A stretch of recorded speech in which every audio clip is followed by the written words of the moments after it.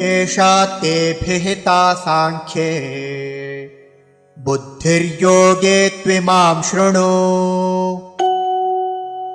बुद्ध्या युक्तो यया पार्थ कर्मबन्धं प्रहास्यसि।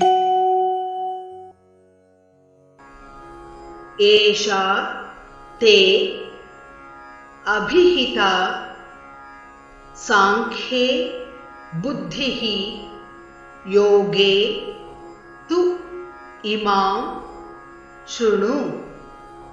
बुद्ध्या युक्तः यया पार्थ कर्मबन्धं प्रहास्यसि। एषा ते भिहिता साङ्ख्ये येषा ते विहिता साङ्ख्ये बुद्धिर्योगे त्विमां शृणु।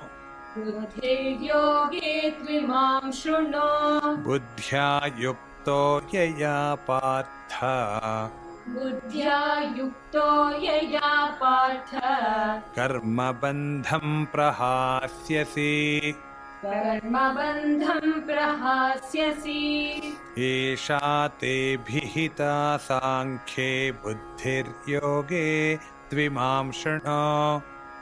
येषा ते विहिता साङ्ख्ये बुद्धिर्योगे त्विमां शृणु। बुद्ध्या युक्तो यया पार्थ कर्मबन्धं प्रहास्यसि। बुद्ध्या युक्तो यया पार्थ कर्मबन्धं प्रहास्यसि।